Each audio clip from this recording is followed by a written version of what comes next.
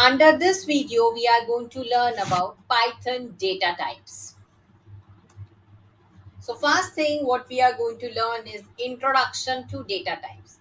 So data types define the type of data a variable can hold. So as I told you, variable is used to hold values.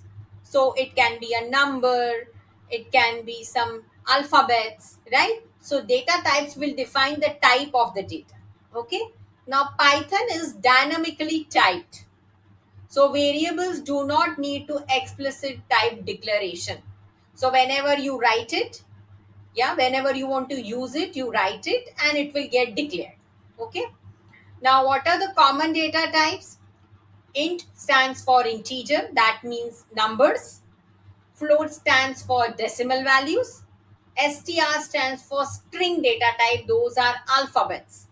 Bool stands for boolean value, that means either true or false. Then comes your list. You have tuple, you have set, and dict. Dict stands for dictionary. Now this four, list, tuple, set, and dictionary, they are used for storing multiple values. Okay. Now Python data types overview. So first what we are learning here is numeric types. So as the name suggests, numeric, it clearly tells you that it holds numbers. So there are different kinds of numbers. You have integer numbers, that means the whole numbers like 1, 2, 3, and all. Float means floating points number, the decimal numbers. Complex means the complex numbers, some very huge numbers. Okay. So this all will come under numeric types. Next, we are learning about string type.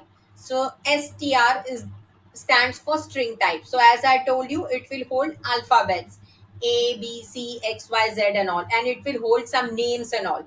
Name of any person, any object, anything, because names are made up of alphabets, right? Next comes your Boolean type. Boolean short form is bool. Now, Boolean type, it is either true or it is false.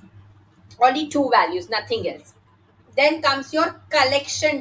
So, as I told you, list, tuple, set, dict will hold multiple values. Next comes type conversion functions. Like we want to convert from one data type to another data type. So, suppose you have float value, but you want to integer it to an integer data type. So, what function will you use? You will use int. These small brackets indicate it's a function. So it will convert it to an integer data type. Now suppose you have a whole number but you want to convert it to decimals. Suppose I have a number called as 12. It's a whole number. I want to convert it to a decimal number.